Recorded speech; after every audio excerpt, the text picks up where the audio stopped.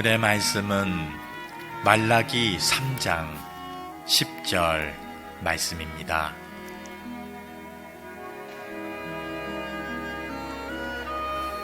만군의 여호와가 이르노라. 너희의 온전한 11조를 창고에 들여 나의 집에 양식 있게 하고 그것으로 나를 시험하여 내가 하늘문을 열고 너희에게 복을 쌓을 곳이 없도록 두지 아니하나 보라. 아멘.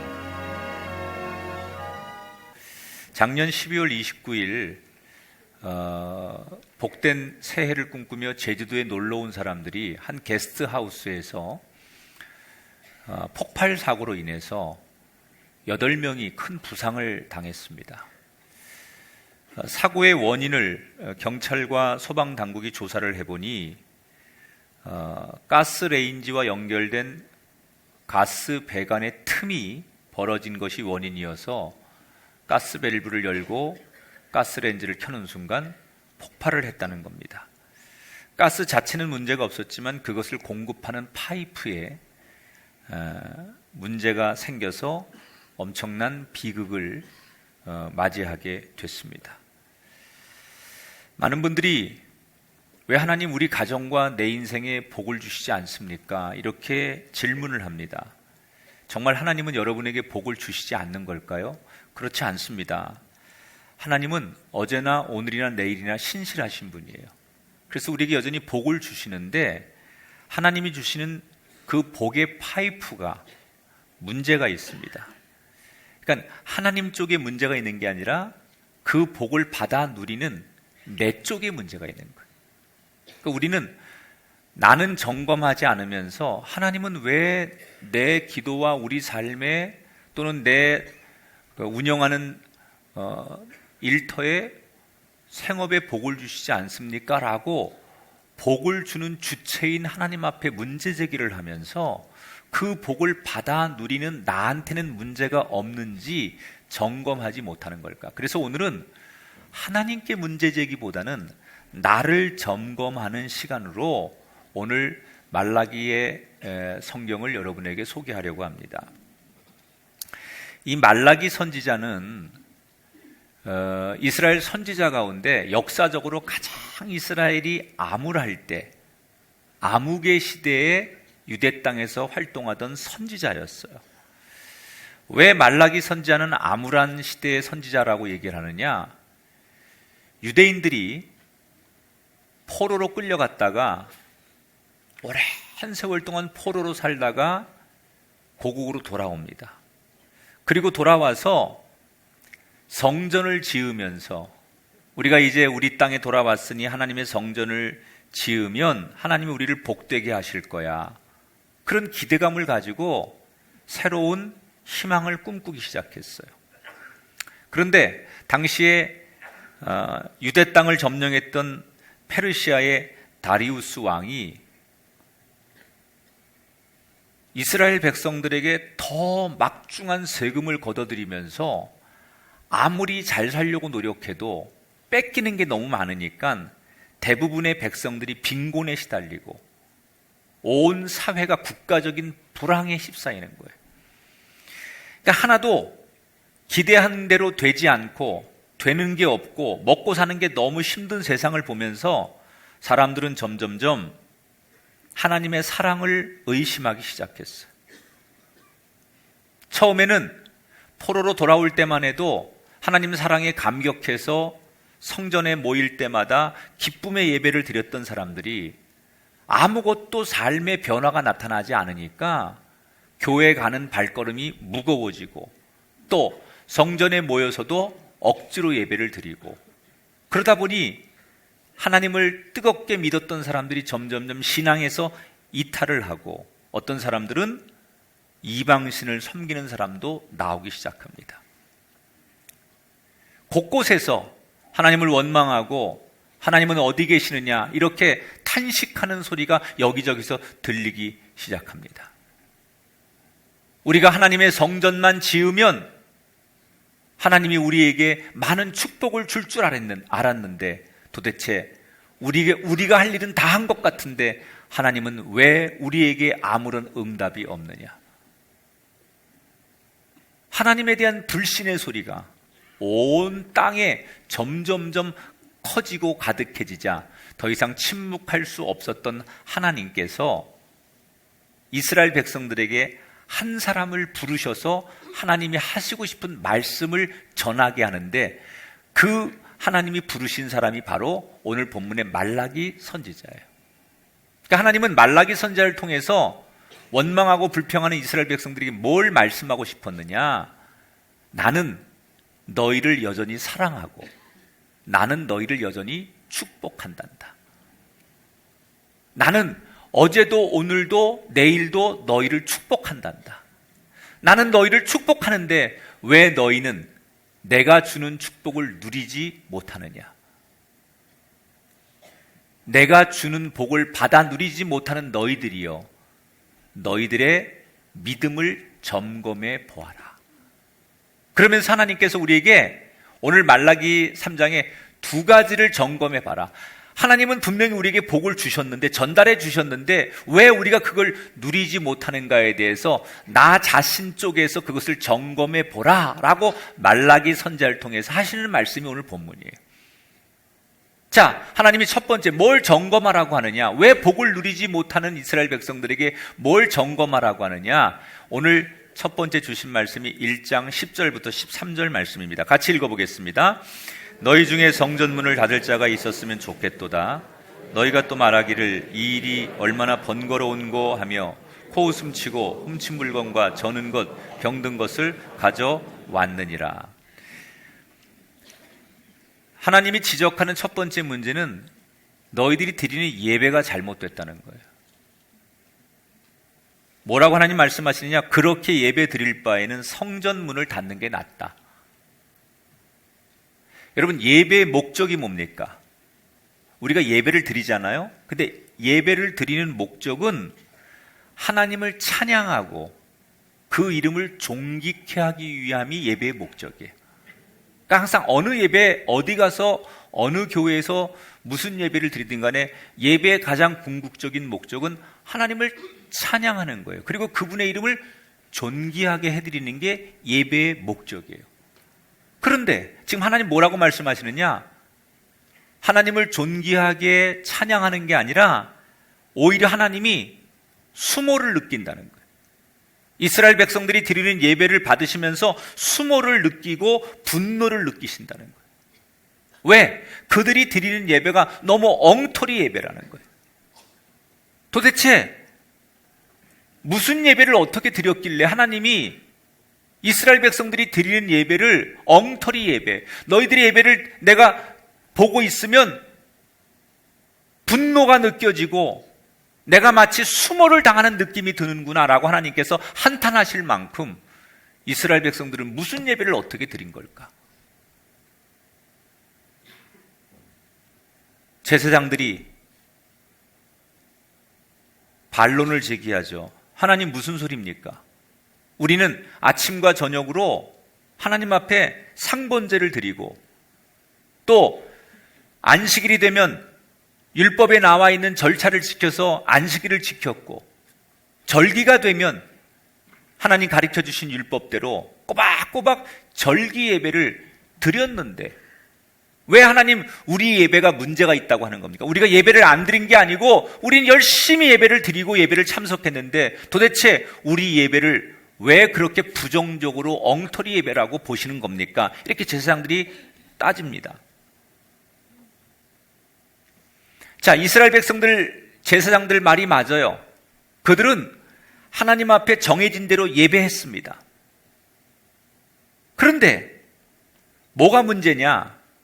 여기 오늘 성경에 조금 전에 읽은 성경에 보면 하나님 앞에 예배할 때 대표적으로 그들이 하나님 앞에 제물을 갖고 나가는데, 예물을 갖고 나가는데 병든 양, 못 쓰는 양, 이런 양들을 제물로 갖고 나왔다는 거예요. 율법에 보면 이스라엘 백성들에게 다리가 상하거나 또는 뭐 이렇게 양들 가운데 병든 게 있으면 그건 사람도 먹으면 안 된다. 그런 것은 이렇게 개나 동물들이 먹을 수 있도록 구별해라. 이런 말씀이 있어요. 그런데 하물며 하나님 앞에 드리는 제사를 위해 드리는 양들을 가져 나가는데 병들고 못 쓰는 양 이런 것들을 가지고 나갔다는 거예요. 또 왜 이스라엘 백성들은 하나님 앞에 그런 양들을 데리고 나갔느냐? 13절에 중요한 표현이 하나 있어요. 뭐라고 성경에 써 있느냐? 이 일이 얼마나 번거로운고. 예배를 드리고 하나님 앞에 나가서 자기들이 제사를 드리는 이 자체가 어느 날부터 실증이 나고 짜증이 났다는 거예요. 여러분, 찬양과 기쁨이어야 될 참된 예배 정신에 정반대되는 개념이 실증과 짜증이에요. 그러니까 예배 드리는 게 어느 날부터 별로 흥미가 없고 기쁨이 없는 거예요. 그래서 예배를 드리러 가긴 가지만 성전에 갈 때 그냥 손에 집히는 대로 아무렇게나 예물을 들고 나갔다는 거예요. 하나님이 지적하시는 것은 너희들이 예배 양이 적어서가 아니라 그 예배를 드릴 때 어떤 마음속에 기대감, 감흥 이런 거 없이 너무나 의무적이고 형식적인 예배를 드리는 것, 영혼이 없는 예배.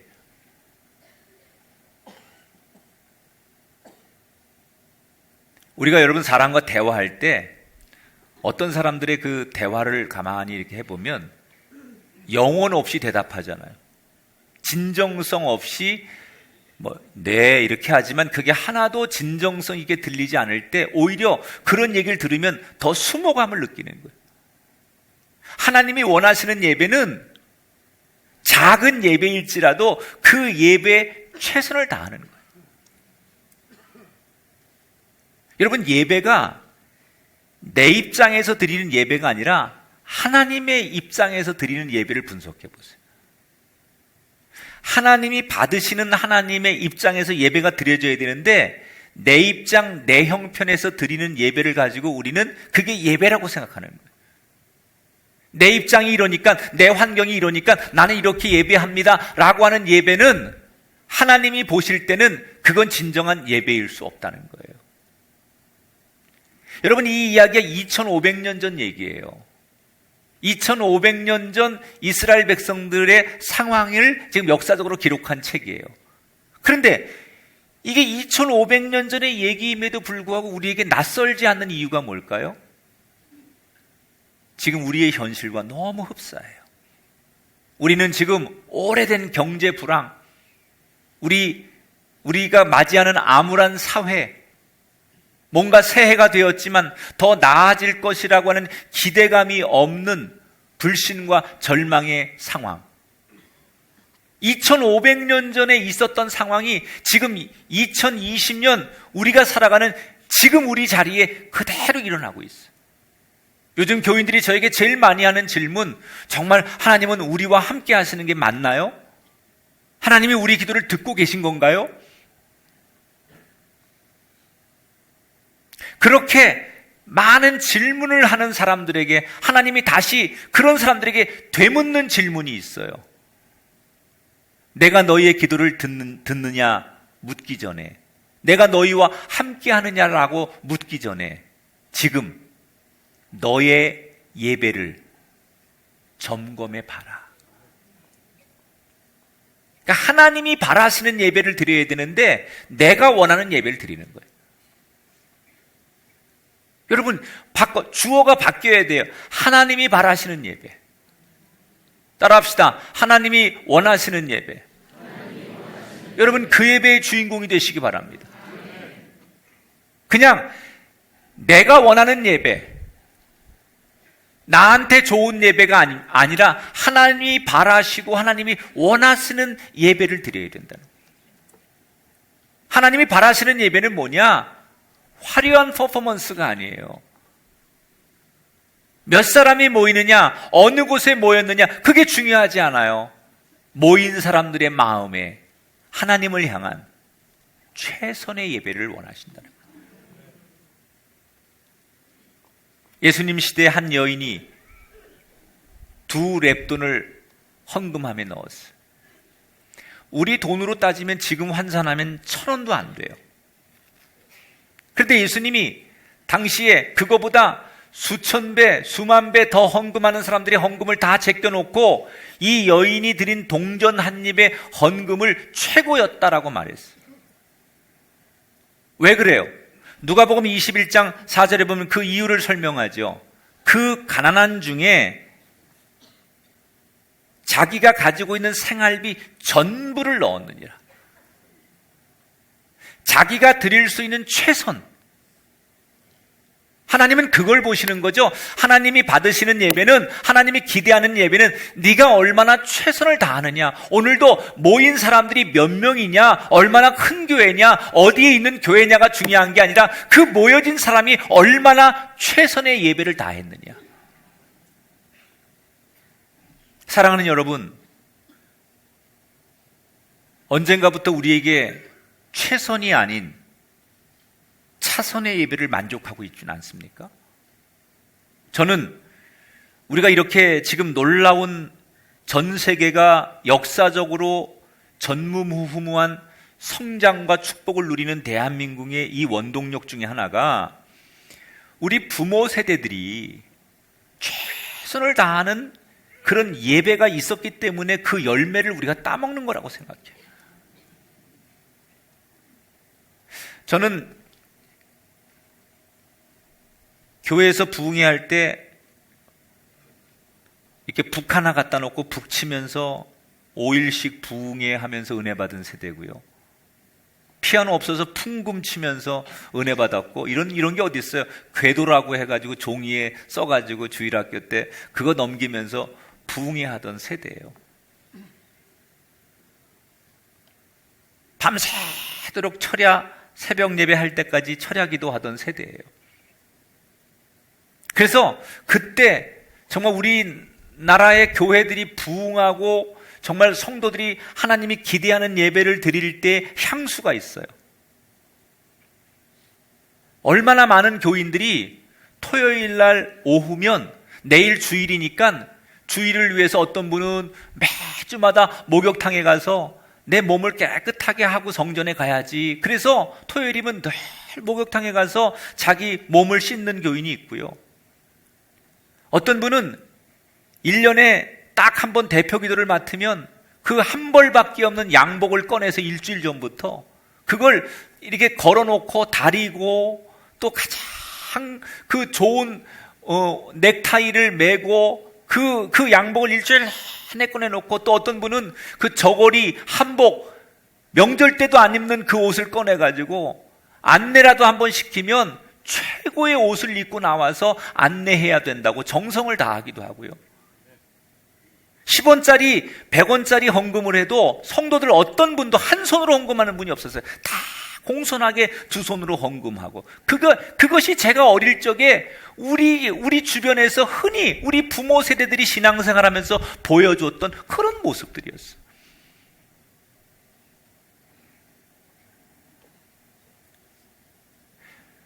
생각해보면, 지금 현대인들이 생각해보면 굳이 그럴 필요가 있을까?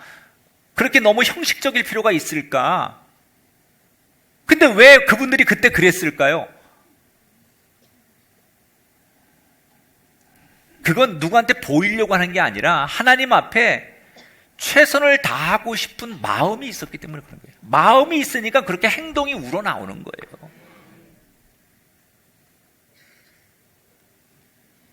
그런 마음.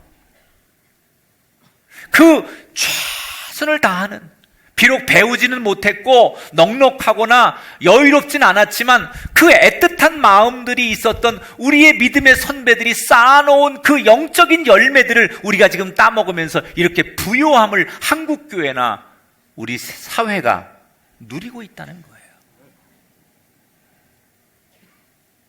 이제 우리 차례예요.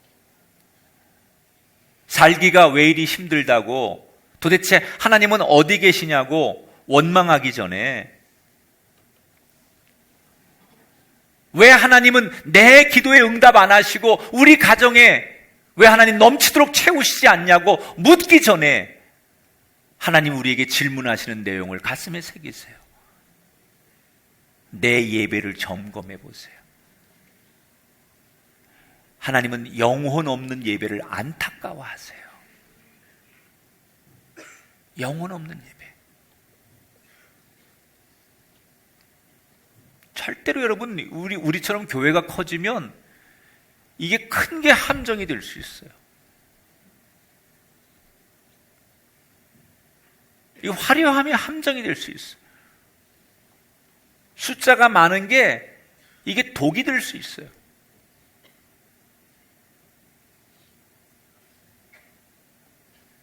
여러분, 올 한 해는 하나님이 주시는 축복을 받아 누리기 위해 예배의 파이프가 제대로 작동하게 되기를 축원합니다.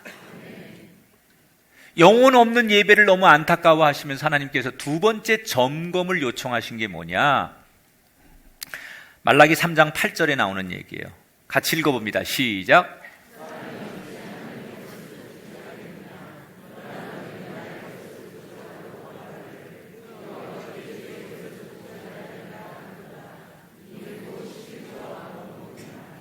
자, 하나님이 두 번째 지적하시는 문제가 11조 문제였어요. 11조를 내지 않는 이들에게 하나님이 내 것을 도둑질한 자들이라고 분노하셨어요. 도대체 11조가 뭐기에 하나님이 이렇게 분노하실까? 여러분, 11조에 대한 개념을 정확히 아셔야 되잖아. 성경적으로 11조는 세 가지 의미가 있어요. 첫째는 내가 하나님의 백성임을 인정하는 신앙적 세금이에요. 원래 11조는 하나님을 예배하는 신전, 성전에 내는 세금이에요. 이건 뭘 의미하는 거냐? 나는 이 신을 섬기는 사람입니다. 이런 뜻으로 그 신을 섬기는 신전에 내는 세금, 이게 11조였어요. 하나님은 11조를 자신에게 드리냐? 지금도 그걸 예민하게 보시는 거예요. 이거는 돈을 얼마를 헌금하느냐의 문제가 아니라 네가 나를 섬기는 존재로 인정하느냐 안 하느냐를 보는 대표적인 사례이기 때문에 이 11조를 하나님이 굉장히 예민하게 보시는 거예요. 다른 그 어떤 것보다도 11조를 드리느냐 안 드리느냐를 하나님께서 굉장히 예민하게 보시고 이걸 드리지 않으면 얼마나 분노하시고 책망하시는가 성경에 나오는 거예요. 두 번째, 11조는 성경적으로 내가 이 성전의 사람임을 드러내는 멤버십의 표현이에요. 여러분, 하나님을 섬기는 예배처가 곳곳에 있었어요. 그러면 아무데나 가서 11조를 드리는 게 아니라 내가 속한 예배를 드리는 곳의 예배처에다가 멤버십으로 확인하는 의미에서 11조를 드리는 거예요. 간혹 우리 교인들 가운데 우리 교회처럼 큰 교회, 부자 교회니까 조금 어렵고 가난한 교회다, 난 11조를 돕는 의미로 보내겠다, 그 마음은 알겠는데 여러분, 분명히 말씀드리지만 다른 교회에다가 11조를 보내는 분은 나는 우리 교회 사람이 아니라고 선언하는 겁니다. 그분은 우리 교인이 아닙니다. 성경의 가르침이 그렇습니다. 여러분, 마음이죠, 그거는. 목사님, 저는 그런 의도로 한 게 아니고 좋은 의도로 한 건데요. 그러면 여러분, 그런 의도가 있다면 11조는 본교회 내시고 따로 그 교회를 위해 선교 헌금을 드리세요. 내가 이 교회에 속한 사람인 것을 확인하는 의미로 11조는 반드시 자기의 교회에서 드려야 된다. 세 번째, 11조는 이 모든 것이 하나님의 것임을 인정하는 신앙적인 표현이에요. 아브라함이 멜기세덱에게 지난주에 설교한 대로 왜 11조 드렸습니까? 내가 얻은 승리나 내가 누리는 전리품이 다 하나님의 것을 인정하는 의미로 10분의 1을 상징적으로 드리는 거예요. 그러니까 11조는 10분의 1을 떼는 게 아니고요, 10분의 1은 일부분이 아니라 10분의 10을 대표하는 10분의 1이에요. 10분의 10을 대표하는 10분의 1. 우리는 내가 10분의 1을 떼었으니까 11조를 온전하게 했다고 생각하는데 아니에요. 11조의 정신은 10분의 10을 대표하는 10분의 1을 드리는 게 11조라는 거예요. 나는 떼었으니까 다 됐어가 아니라 사실은 이 모든 것이 하나님의 것입니다 라는 것을 인정하고 드리는 10분의 10을 대표해서 드리는 10분의 1이 11조라는 거예요. 그런데 이렇게 중요한 의미의 11조를 유대인들이 안 드리는 거예요. 언젠가부터. 왜 안 드리냐 그랬더니 너무 먹고 살기 힘들다는 거예요. 11조를 드리고 싶은 마음은 있는데 내 생활 형편이 안 된다는 거예요. 여러분, 충분히 저도 목회를 하면서 우리 교인들이 뭐 자녀도 가르쳐야 되고 세금도 내야 되고 뭐 통신비도 여러분 휴대폰도 써야 되고 뭐 보험료도 내야 되고 뭐 당연히 여러분 내야 될 게 많고 수입보다 지출이 많으니까 인간적인 상황으로는 이해가 됩니다. 인간적인 상황으로는 여러분들의 그 이야기를 저도 인간적인 상황으로는 들을 수 있어요. 그런데 신앙적으로는 안 돼요. 신앙적으로는 그게 용납이 안 돼요.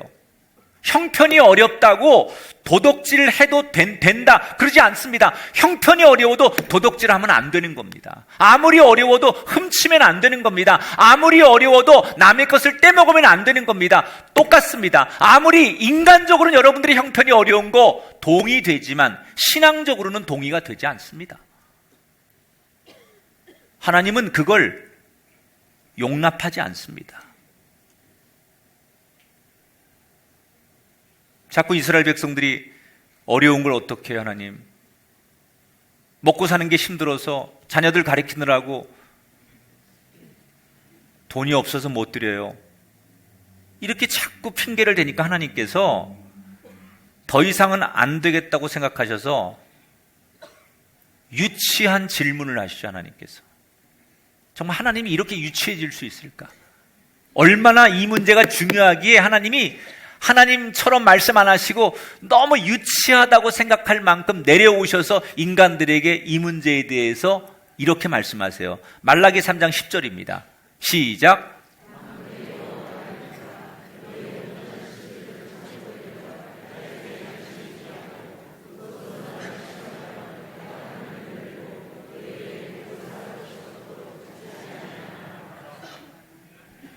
무슨 얘기예요? 11조 해봐라. 나를 테스트해봐라. 여러분, 하나님이 정말 성경 66권에 이렇게 유치하시게 표현하신 적이 있습니까? 자신을 진짜 가장 인간의 유치한 모습까지 내려오셔서 이 문제를 사람들에게 하나님께서 설명하시고 설득하는 거예요. 하나님이 얼마나 이 문제에 대해서 확고하고 자신이 있으면 나를 테스트해봐라. 너희가 믿음을 갖고 행해봐라. 내가 너희에게 복을 주는지 안 주는지 너희가 스스로 시험해봐라. 하나님 자신이 있다는 얘기예요. 반드시 그렇게 하겠다는 얘기예요. 문제는 우리가 그런 하나님을 믿지 못해서 11조를 여전히 드리지 못하니 하나님과의 영적인 파이프가 막혀서 하나님이 계속 하늘에서 부어주시는 복을 우리 삶에 누리지 못하는 거예요. 여러분, 작년과 재작년과 지나온 삶과 다르게 사셔야 돼요. 내가 노력하는 것 이상의 하나님의 은총의 복, 하늘의 복을 누리셔야 돼요. 하나님이 여러분에게 안 주셔서 못 누리는 게 아니라 내가 하나님이 주시는 것을 지금 받지 못하는데 그게 뭐냐? 하나님의 축복과 나의 삶을 연결하는 11조의 영적 파이프가 연결되어 있지 않다는 거예요.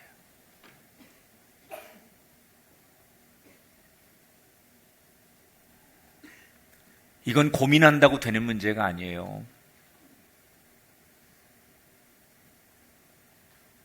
여러분들이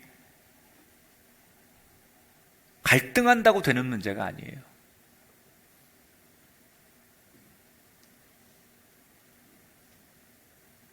제가 목회하면서 이 11조의 간증이 참 많은데 교인들 정말 11조를 통해서 축복을 받은 교인들의 살아있는 간증 얘기가 너무 많은데요. 제가 개척할 때 지금 잊지 못하는 한 젊은 부부가 있었어요. 하루는 주일 예배를 마쳤는데 아내 되는 젊은 집사가 저를 찾아오더니 다짜고짜 펑펑 우는 거예요, 제 앞에서. 그러니까 목회 경력도 얼마 안 된 저에게 오셔가지고 목사님 어떻게 하면 좋냐고 막 펑펑 우는 거예요. 그러니까 왜 그러냐라고 이제 얘기를 해보니까 이 젊은 부부가 얼마 전에 쌍둥이를 낳았어요. 그런데 남편이 벌어오는 수입은 그대로예요. 갑자기 쌍둥이를 낳아서 애들을 둘 키우다 보니 뜻하지 않는 생활고에 부딪힌 거예요. 그런데 어느 달에 수입을 계산해 보니까 아이들 분유값 빼고 애들한테 들어갈 비용 빼고 생활비가 단 한 푼도 안 남는 거예요. 그래서 이 부부가 며칠 동안 막 고민을 하는 거예요. 뭘 고민하냐? 이번 달 11조만 안 내면 한 달을 버틸 수 있는 거예요.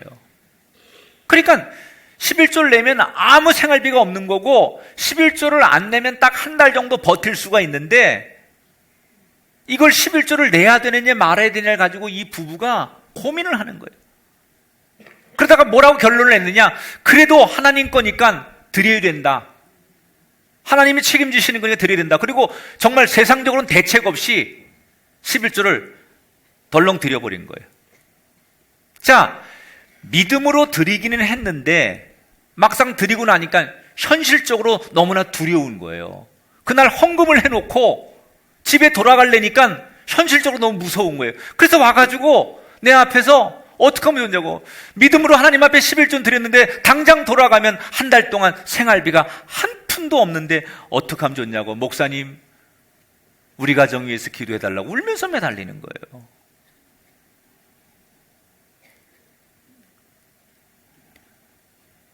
제가 얼마나 울컥하는지 그 순간. 이분들의 그 얘기를 들으면서, 간증을 들으면서 얼마나 울컥하는지. 이 부부를 붙들고 제가 정말 간절히 눈물로 기도해 줬어요. 그런데 그 이후에 어떻게 됐느냐?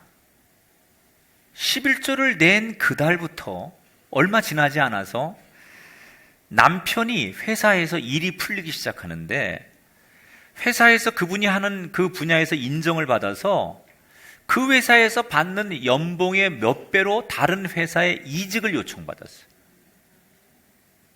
그래서 이분이 그 달에 얼마 안 가서 갑자기 다른 회사에서 지금 받는 연봉의 몇 배 되는 회사로, 자리로 승진하고 스카웃되면서 갑자기 경제적으로 여유가 생겨요. 그뿐이 아니에요. 그분이 자기의 그 회사 생활의 기반을 가지고 조그만 사업을 운영했는데 하나님께서 이 기반 없이 사업하는 남편의 사업장을 통해서 축복을 하시는데, 그 물질의 축복, 그 자녀의 축복은 말할 수 없이 지금까지 그 하나님의 은혜를 누리고 사는 거예요. 근데 이 부부가 지금 뭐라고 말하느냐? 이게 벌써 한 20몇 년 전 일인데, 자기들이 오늘 이렇게 축복을 받은 그 근거는 그때 목사님 앞에 울면서 드렸던 그 11조가 자기들에게 축복의 통로였다는 거예요. 어떤 분들은 이런 설교를 들으면 에이, 무슨 11조를 낸다고 그런 길이 열리겠냐? 그거 다 우연이야 라고 말합니다. 여러분, 우연 아닙니다. 우연이라고 믿으면 평생 여러분은 로또 복권 기대하고 사는 거예요. 이건 우연이 아닙니다. 필연입니다. 심은 대로 거둡니다. 하나님이 먼저 약속하셨습니다.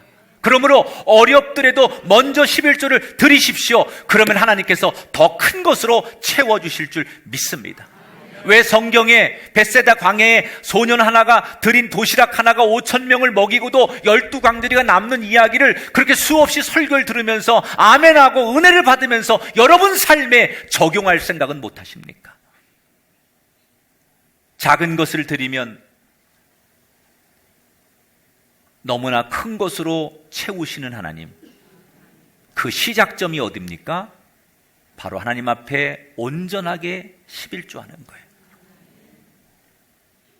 여러분의 상황을 거기에 대입하지 마십시오. 아무리 어려워도 먼저 드리십시오. 지금 이 말라기 선지자 시대 이스라엘 백성들이 어려워서 11조 못하는 게 아니에요. 11조 제대로 안 하니까 삶이 점점 더 어려워지는 거예요. 그걸 말씀하시는 거예요.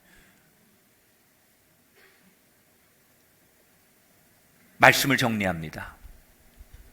우리가 하나님 앞에 복을 받으려면 영적인 파이프를 점검해 봐야 돼. 예배를 드리는 것으로 만족하지 마시고 의무의 예배가 아닌 최선의 예배를 바꿔서 드려보십시오. 무슨 상황을 만나든지 하나님 앞에 드려야 될 11조를 절대로 놓치지 마십시오. 11조를 드리는 수칙이 있어요. 수입이 생기면 제일 먼저 11조를 떼세요. 그렇게 하세요. 제일 먼저 11조를 떼세요. 이건 하나님께 드리는 것, 떼놓고 10분의 9 가지고 나머지를 계산하세요. 부담스러워도 어쩔 수 없어요. 내가 얘기했죠. 오늘 내가 할 말 다 하겠다고.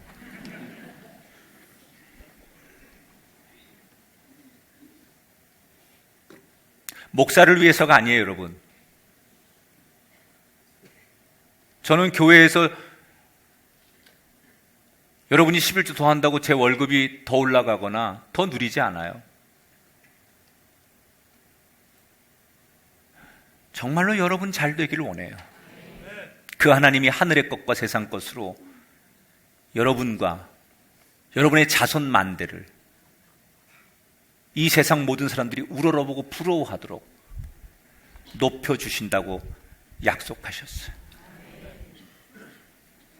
최선의 예배, 믿음의 11조, 이 영적 파이프를 잘 점검하고 이으셔서 올 한 해 광야에서 꽃이 피는, 광야에 생수가 흐르는 영적인 풍성함을 우리 꿈의 교회 모든 성도들이 다 누리시게 되길 바랍니다.